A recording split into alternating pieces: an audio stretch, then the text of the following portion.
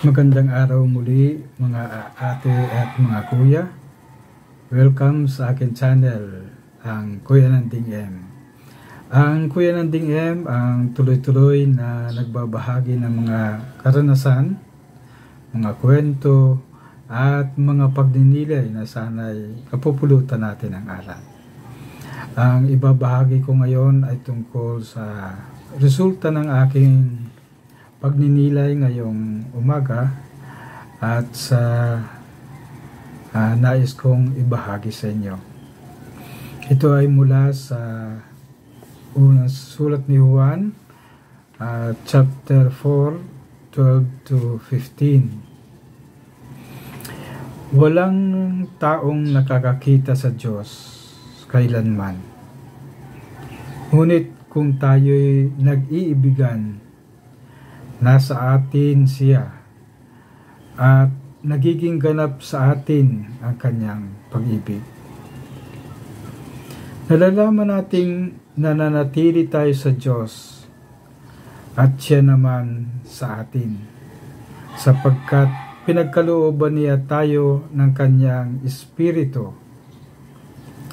Nakita namin at pinatutuhanang sinugo ng Ama ang kanyang anak bilang tagapagligtas ng sanlibutan. Ang nagpapahayag na si Jesus, ang anak ng Diyos, ay nananatili sa Diyos at ang Diyos na may nananatili sa Kanya. Ang salita ng Diyos. Salamat sa Diyos. Munting pagninilay. Maraming mga tao ang naghahanap sa Diyos. Ang iba ay nagpapakadalubhasa sa teolohiya. Ang iba naman ay naghahanap ng katahimikan. Ang iba naman ay nagpupunta sa mga lugar na gusto nilang hanapin ang Diyos. Ang iba ay nasa bundok, pagiging ermitanyo, at mga ibang lugar na famous na mga santo at santa. Merong mga nasa kamay ni Jesus, ang iba ay sa San Pio, at ang iba naman ay mga Santa Maria. Ang mga lugar na ito ay nakakatulong sa atin upang balikan natin ang kagandahan loob ng Diyos. Pero sa pagbasa ngayon, napakaganda, no? Minsan ang paghahanap natin sa Diyos ay nasa malayo, ngunit ang ganda ng panyaya at imbitasyon ni San Juan na ang Diyos ay makikita natin sa loob ng pamilya. Paano ito? Ang pamilya ang pinakang susi at pinakang maliit na simbahan. Kung naglalaan tayo ng panahon sa pakikinig sa bawat isa, naglalaan tayo ng trabaho at mga gawain sa bahay, ito ay pag-ibig. Ang pag-ibig ay mayroong pag-unawa, mayroong tiyaga at pagtitiis, mayroon ding pagkakasundo. So maganda itong imbitasyon at palaala ni San Juan ngayong umaga na nagiging ganap ang pag-ibig ng Diyos at nananatili ang Diyos sa atin.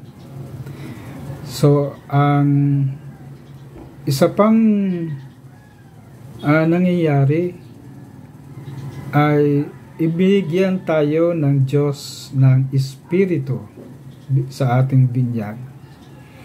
At sa pamamagitan ng Espiritong ito, nananatili ang Diyos sa atin, nakasama natin araw-araw sa loob ng pamilya. Kaya kung ano man ang ating nagiging gawain sa loob ng pamilya, ito ay gawain din sa Diyos, no?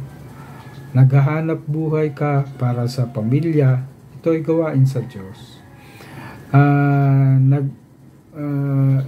Nagtatrabaho ka sa ibang bansa, sa ibang lugar, at ito ay ibinibigay mo sa iyong pamilya para sa kabutihan ng pamilya.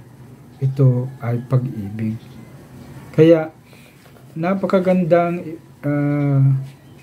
paliwanag ulit ito ni San Juan na ang pag-ibig ay nararanasan na natin sa loob ng pamilya. Kaya sa akin ang call to action na muli ay magbigay ng panahon sa loob ng pamilya, ang panahon ng pag-uusap, panahon ng kwentuhan, panahon ng kasayahan, at panahon ng sama-samang pagkain, no? Na minsan ay nawawala na sa loob ng pamilya. Ikalawa, ang nakita ko rin dito ay lalo-lalo na ngayon sa panahon na Adbyento, tingnan natin ang ating mga ugali at pagpapahalaga sa mga tao. Muli-muli nating balikan ang ating sarili dahil ito ang paghahanda natin sa pagdating ng Mesiyas. Hindi naman ito nangyayari ulit ang Kapaskuhan, kundi ito ay isang gabay sa atin upang magbalik tanaw at magbalik loob tayo sa Diyos. Kaya ang isang gawain muli ay pananatili tayo sa ating pananampalataya at patatagin ito sa pamamagitan ng patuloy na pakikipag-usap sa Diyos, patuloy na pag-alam ng kabutihan at paniniwala sa salita ng Diyos. So, maraming salamat po, at ito po muli si Kuya Nanding nagpapasalamat, at sana patuloy tayong gabayan ng Diyos. Amen.